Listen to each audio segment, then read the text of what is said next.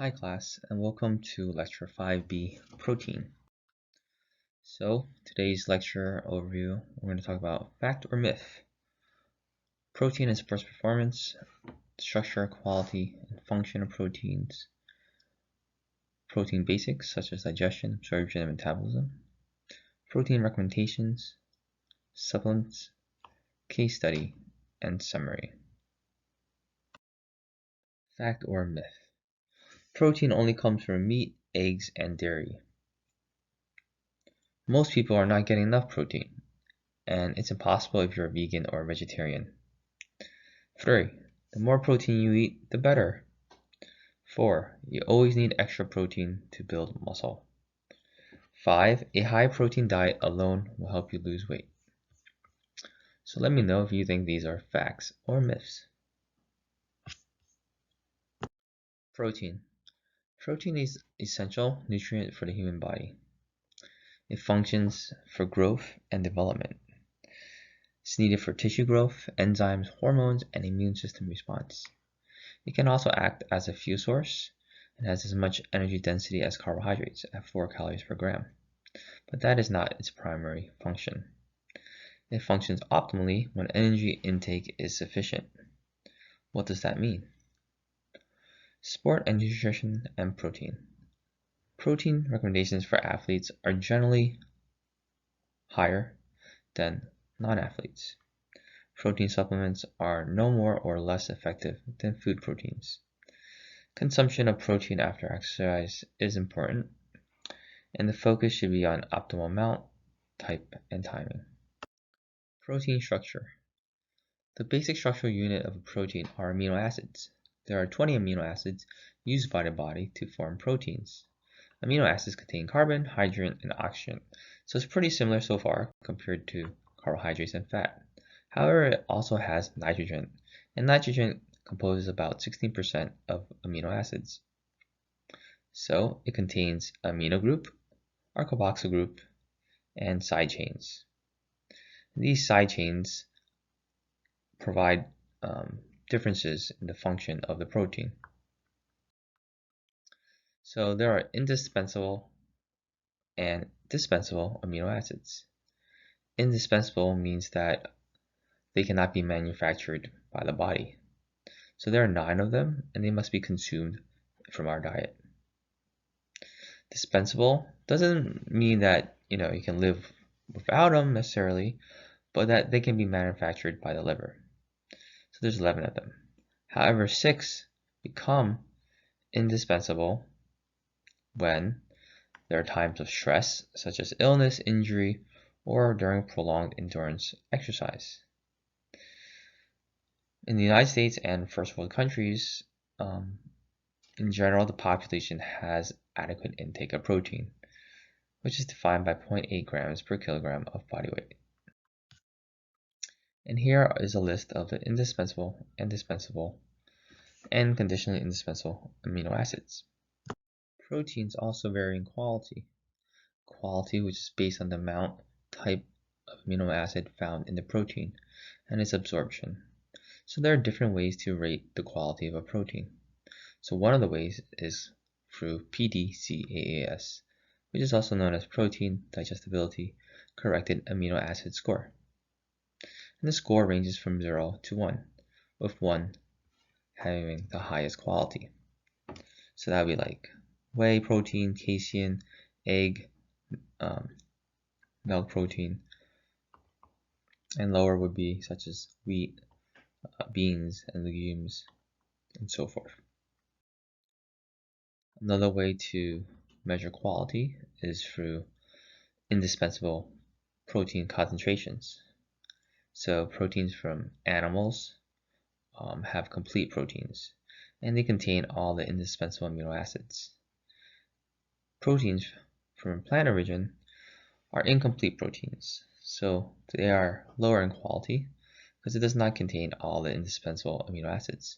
However, there are exceptions, such as soybean and quinoa, which are complete proteins. So, how do vegetarians get complete proteins? So, by using complementary proteins, which means that it combines different plant proteins, you can have sufficient amino acids. Examples of that is like rice and beans, peanut butter and whole wheat bread. Protein functions. So protein acts like a lock and key. So one of its functions is as an enzyme. It can catalyze or speed up chemical reactions. This is due to its quaternary structure, which allows enzymes to interact with other compounds. Another function is being a hormone. Chemical messengers can help regulate metabolic reactions such as insulin, glucagon, and human growth hormone. Structural. It provides rigidity and durability, such as in your muscles, connective tissue, nails, and hair. It can act as a transport protein, so helping you move compounds in the blood, plasma, or lymph, such as lipoproteins and hemoglobin. So lipoproteins, like what we talked about in the previous chapter about fat and how it's transported in circulation. The immune system is a protein-based system. Antibodies are polypeptide chains and protects the body from invasion from foreign particles such as bacteria and viruses. And as you can see, protein has all these other functions that need to be addressed. So what function don't we see? As we can compare it to other macronutrients, what's that?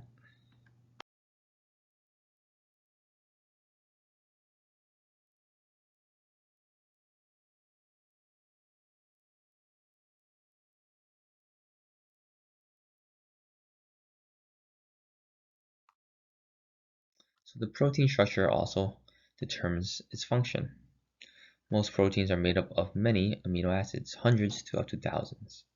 A peptide is 2 or more amino acids. A dipeptide is 2 amino acids. Tripeptide, 3 amino acids. A polypeptide, also known as a protein, has many amino acids. So its structure, the primary structure, is based on DNA and RNA. Is the type, number, and sequence of amino acids determines how a protein functions. Its secondary structure is caused by the result of bonding amino acids that are in close proximity, which affects the shape of the protein. This can cause it to increase rigidity or stability, such as collagen. Its tertiary structure depends on its interactions of amino acids that are not in its proximity, which may cause proteins to have a positive or negative charge. And its quaternary structure is made up of 2 to 4 polypeptides and can interact with other molecules, such as insulin and hemoglobin.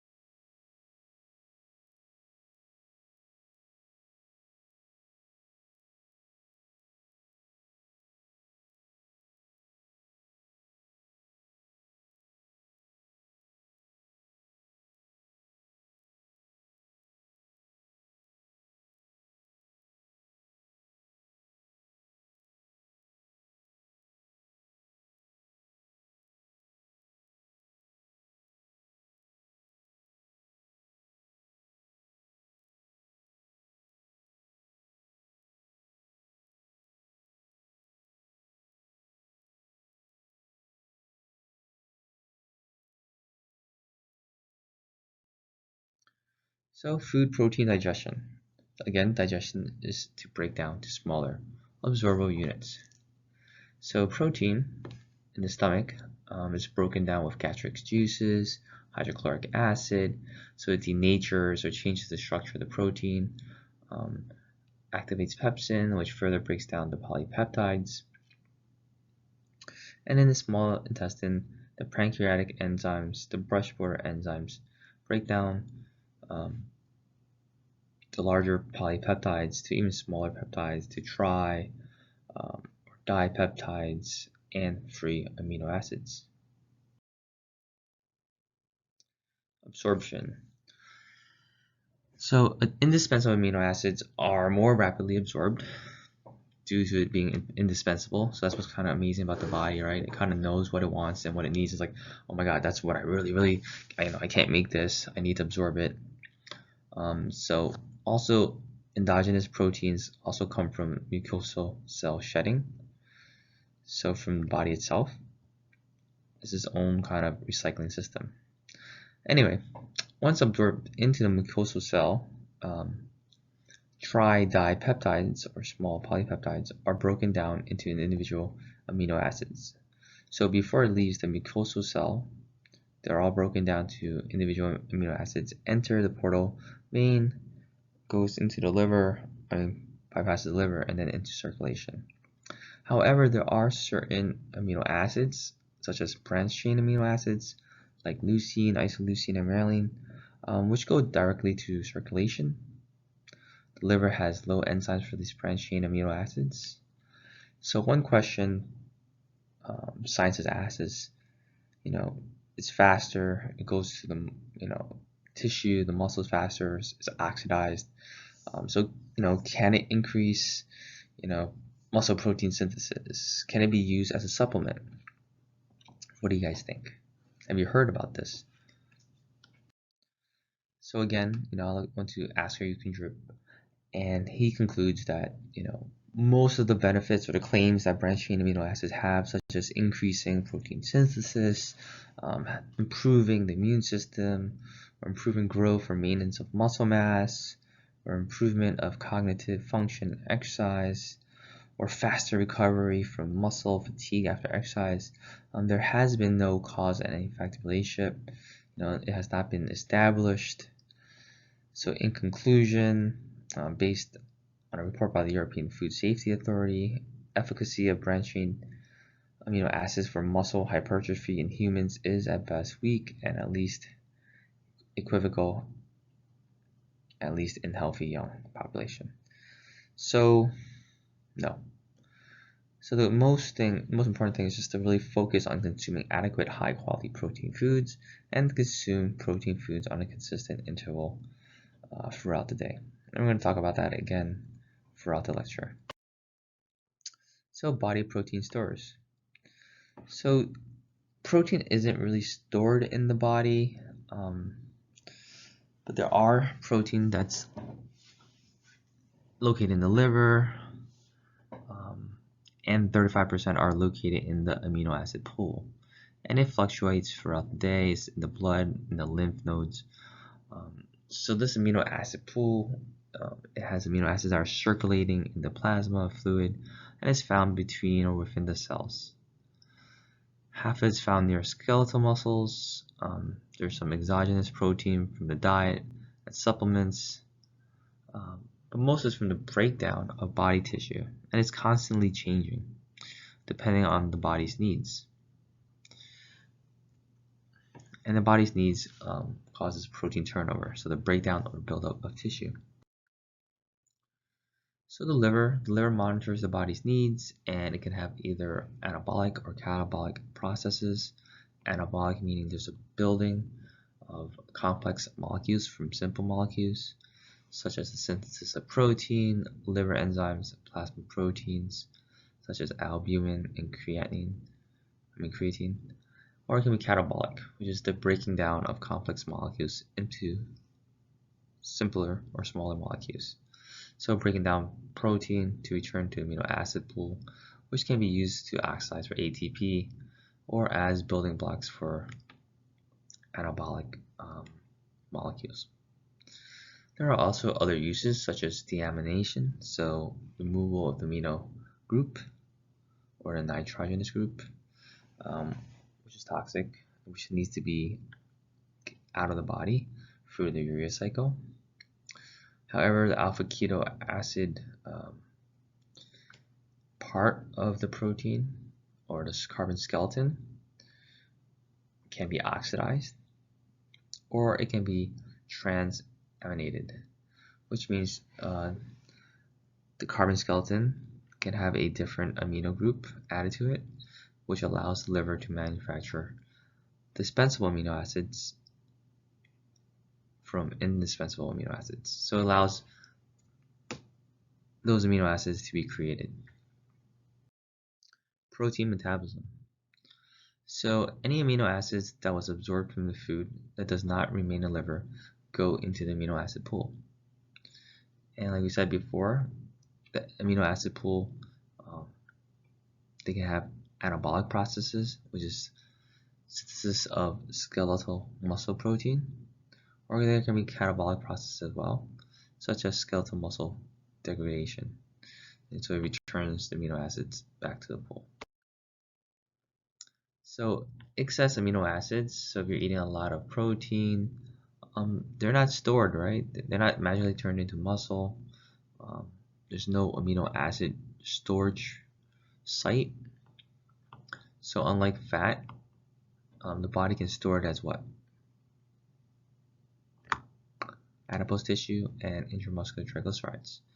And unlike carbohydrates can be stored as glycogen. But there's no real amino acid storage. So what needs to happen is that the body needs to meet its energy needs. You don't want protein to be used for energy or oxidized as energy. That's what carbs and fats are for. Carbs and fats provide the energy the body needs so that protein is spared to do its job. And we talked about all its different functions before. So this would be similar to how you would keep your fireplace going. So let's say you were lucky enough to escape the winter and you went to a nice log cabin house and you had a nice fireplace. How would you keep that fire going? Would you go out and cut some trees and put in the fireplace? Or would you use your own house as fuel for the fire? Right? That's the same thing as using protein. You don't want to use that. However, there are small amounts of protein that are oxidized for fuel, but very small. Protein metabolism. So nitrogen balance. Nitrogen balance is the difference between total nitrogen intake and total nitrogen loss. Lost through like urine and feces. And this is over time, over several weeks. It's not in a moment because the body goes up and down throughout the hours of a day. If intake is equal to loss, there's nitrogen balance. If intake is greater than loss, it's considered positive nitrogen balance. If intake is less than loss, then it will be a negative nitrogen balance. Net protein balance is the difference between muscle protein synthesis and muscle protein breakdown. Again, if they're equal, there will be a balance. If muscle protein synthesis is greater, there will be a positive net protein balance. And if muscle protein breakdown is greater, then there will be negative net protein balance. So in adults, the body is usually in nitrogen balance. However, there are times when it's positive nitrogen balance, right? So such as in the growth state. So when you're growing from like a teenager to an adult, when you're pregnant, and for us, for this class, when you're increasing skeletal muscle mass, when there's hypertrophy, you would have a positive nitrogen balance and a positive net protein balance as well. However, remember that in order for this to happen, protein and energy intake must be sufficient. There are times also when there's negative nitrogen balance or negative net protein balance, and this is during times of illness, starvation, severe burns, severe energy restriction. So what if we're trying to lose weight? Would that be a time to increase protein? would that help negate this possible negative nitrogen balance? What do you guys think? Protein metabolism and endurance exercise. So common amino acids used for ATP production or oxidation are branched-chain amino acids like leucine, isoleucine, and valine. Also, other amino acids that are used are aspartate, asparagine, and glutamate. Proteolysis, or the breakdown of protein or muscle, is triggered by the stress hormone cortisol. During endurance exercise, which causes an acute stress, can lead to the release of cortisol, which can cause amino acids to be oxidized for energy. And this is especially so for leucine, and especially when carbohydrate stores become depleted and as time continues during the endurance exercise. So there becomes an increased reliance on amino acid oxidation. In general, about 3 to 5% of energy during endurance exercise comes from amino acids. However, it can increase up to 10% with prolonged duration. Amino acids can be broken down to glucose via gluconeogenesis. An example of this is the glucose-alanine cycle, and you can see this on the visual on top right here. Alright, so let's get to the protein recommendations. So what's the quantity, quality, dose, and timing? So again, it's really just general recommendations. So the Sports Nutrition Handbook 6th edition, which is based off like the 2016 position stand, it gives a pretty large range. For endurance, 1.2 to 1.4, but if endurance is long enough, hard enough, if it's if you're doing many hours a day, it's gonna be even higher than that. Resistance, 1.6 to 1.7 grams per kilogram per day. However, any recommendation for dietary protein should be individualized. But here is just some general recommendations. And again, focus that it's on body weight and it's not based off a percentage. And here's a table with the list of different sports and their average daily protein and energy take in these trained athletes. And as you can see, there is a varied amount of protein intake.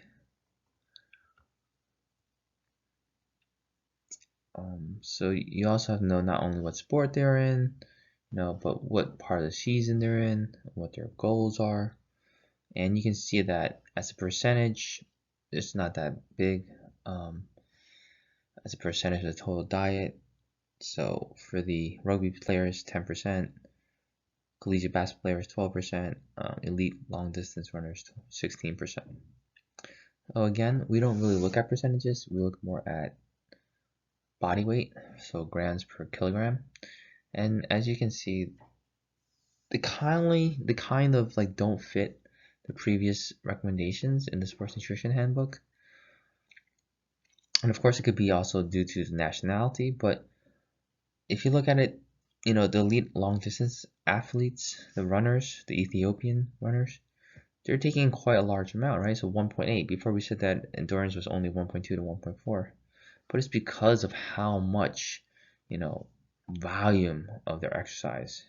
That has to be taken into consideration. Collegiate basketball players in America, 2 grams. That's a lot more than, what the previous recommendation was, right? But is that good? Is that bad? And we'll look deeper into it. So protein quantity recommendation for athletes, DRIs is 0.8 grams per kilogram of body weight per day. But remember, that's more for like the general population. But is your athlete part of that general population, or are they different, right? And in general, athletes are different from non-athletes, right? Because they have to take into account, the exercise volume, their intensity. So that needs to be taken into account. Also, what their goals are, right? Maybe they're trying to gain muscle mass, and that would cause one to have higher protein needs. So again, like ultra endurance, depending also on what stage of training they are on. If it's a long day, hard day, versus an easy day or a rest day, and that amount would differ, and it would differ quite dramatically. So, of course, you must know who your athlete is. So the range is actually more like in the 1.2 to 2.0 grams per kilogram per day. So that's quite a large range. And again, the increase usually is due to increased energy demands, such as volume, or goals such as lean body mass changes. And most studies have shown that there is a maximum, so 2.5 grams per kilogram, after which there's no really evidence for more effect or increase in skeletal mass at greater than 2.5 grams per kilogram. So more does not mean better. So protein quality recommendations for athletes. So again, proteins, they differ in ability to stimulate muscle protein synthesis. So the higher the quality, so the higher the biological value protein, it can maximize muscle protein synthesis. So like milk, meat, fish, eggs, protein supplements like whey, casein, which are derived from dairy, they're considered higher biological value proteins. But this doesn't mean that it's unattainable on a vegan diet. Does not mean that the athletes should just eat steak and whey proteins and have as much of that as they can get.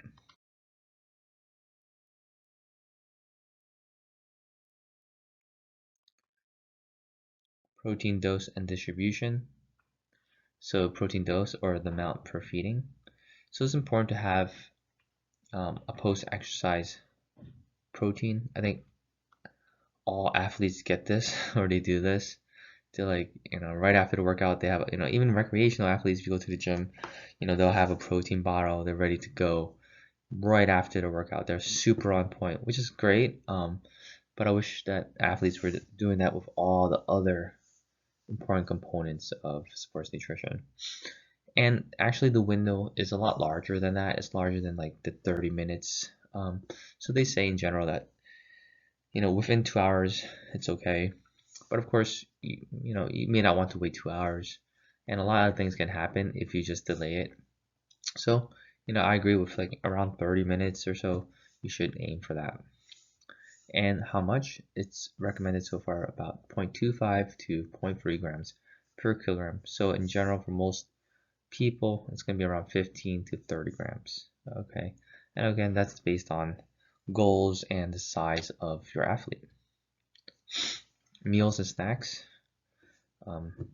So 25, 35 grams, again, dependent on size and goals and the schedule, right? So if you're in school, but it's different now, but let's say, you're training, you have class, you have work perhaps, your work schedule doesn't allow you to take breaks or snacks, so then it would be kind of a little bit more different.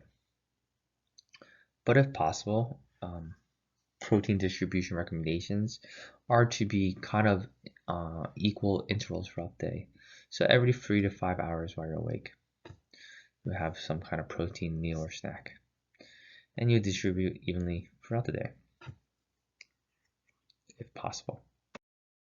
So protein timing. So remember, exercise is catabolic, breakdown of glycogen, fat, or skeletal proteins.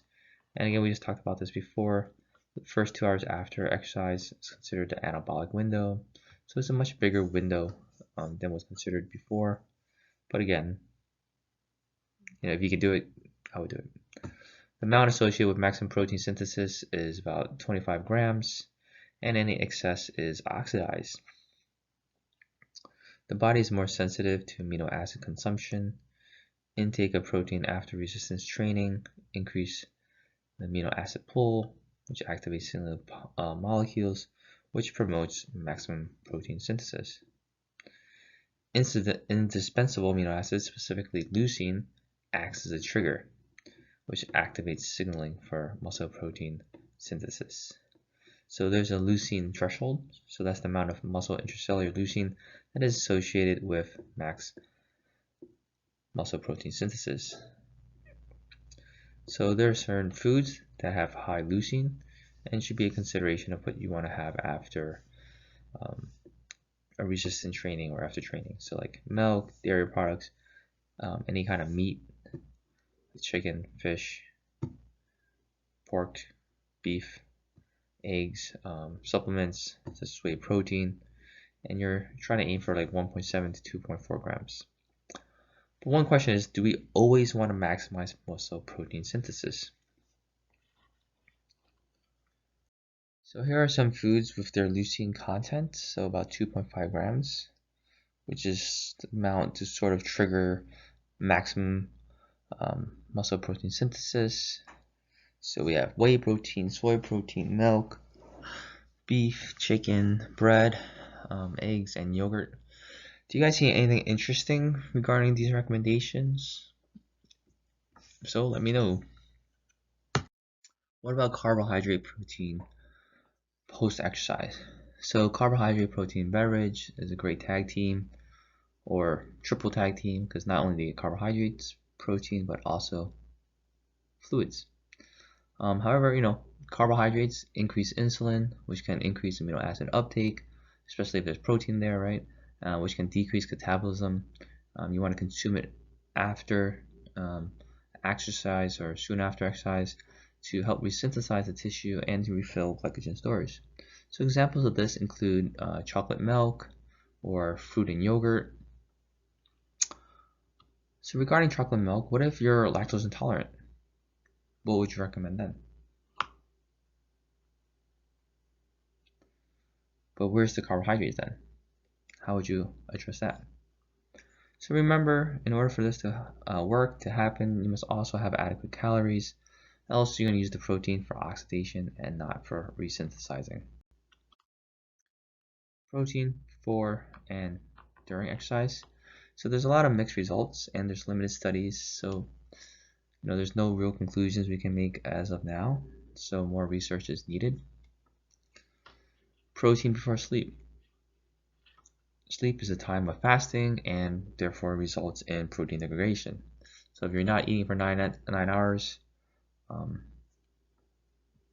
proteins may be broken down. Skeletal protein breakdown can be minimized and muscle protein synthesis stimulated with consuming about like 40 grams of protein, especially on a resistance training day. So a recommendation is to have a meal or snack 2 hours before bed. And these are really for athletes looking for maximum muscle protein synthesis, such as bodybuilders. So what they would do, or some would do, is set an alarm midway through sleep just to wake up to consume protein. Would there be any concerns regarding this practice? What do you think? What is the con of doing this? So are there any problems with excessive protein consumption? So in the real world, many athletes meet or exceed protein recommendations. Some athletes, especially male recreational athletes, they usually consume excess amounts, especially from supplements. However, the current evidence shows that there's no real issue for bone health or renal problems. So what's the problem? If there's no problem there, shouldn't we all just do protein supplements? So what I would say is that the problem, it can be a problem, right? If it can increase the risk for dehydration. So you need additional water because it's needed to metabolize protein because of the nitrogen group. It can sometimes cause excessive caloric intake, especially if you're having excess amount of protein. And excess amount of protein can lead to weight gain. So remember, just by taking protein doesn't automatically equal more muscles, right? And again, there's no storage for protein. So you're either going to store it as fat or end up peeing some of it out. Also, excessive amounts of protein consumption is associated with lower carbohydrate intake. So this can lower muscle glycogen levels, which can cause decreased performance. And especially so in endurance athletes, especially, that population.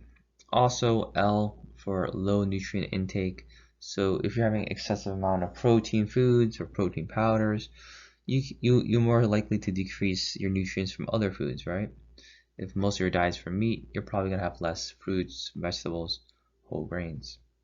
And this can cause a decrease in the nutrients found in real food in your diet, and thus low nutrients in your body. Dieting and protein needs.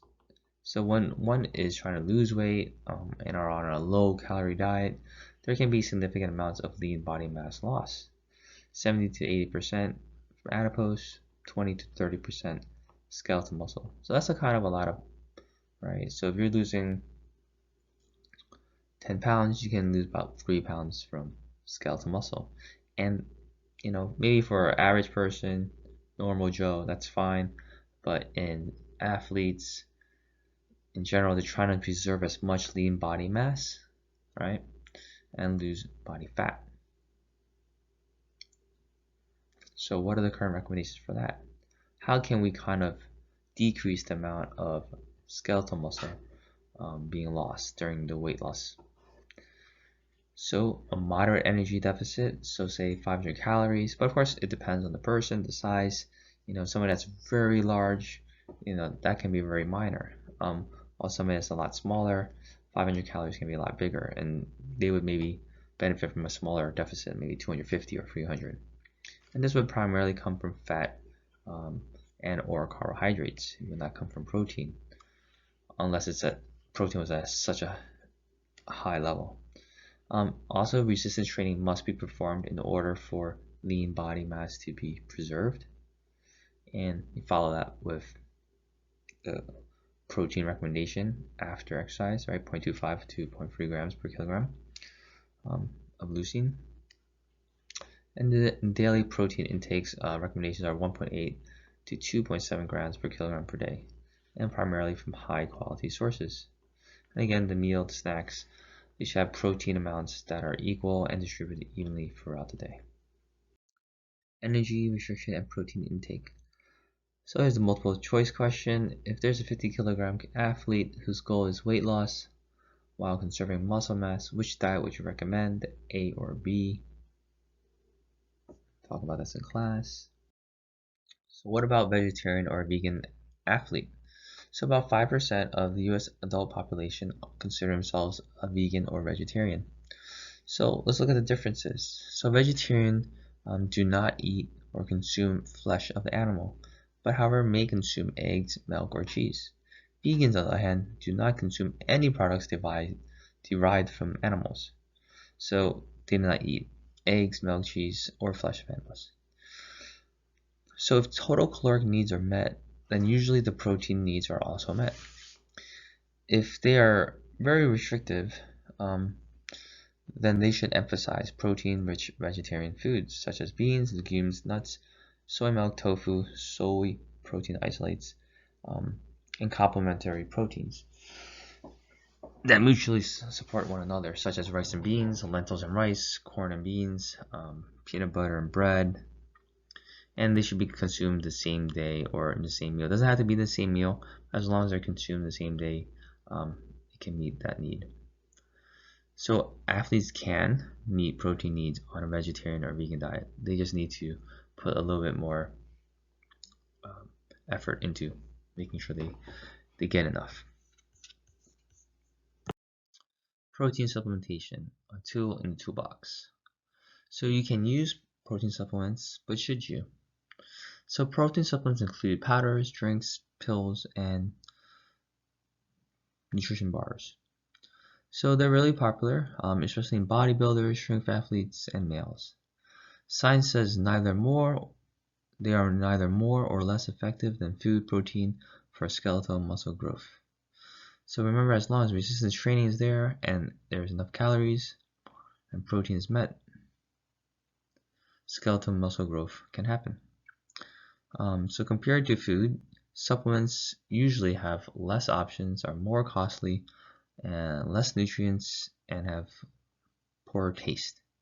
Do you guys agree or disagree? Also, supplements may have some unknown additives or ingredients and may cause some GI side effects. However, there are some possible benefits, such as convenience, portability. It's pretty simple, easy to prepare. Just add water, if even. No refrigeration is needed, and easy storage. So, do the benefits outweigh the cost? Do they need it? So it depends on the athlete, their preferences, their goals. What do you guys think? So ingredients in protein supplements, they can contain whey protein, casein, egg, or soy protein. And it's similar, same thing as protein from the milk, egg, or soybean. Whey or casein is processed from milk. Whey can be further processed into whey protein concentrate, whey protein powder, and whey protein isolate, which are lactose free. So whey has a higher amount of branched-chain amino acid leucine, while casein has higher amounts of glutamine. Absorption is faster in whey, but slower in casein. So which protein would be beneficial in which circumstance? What do you think? Here is some protein and fat and carbohydrate content of selected foods.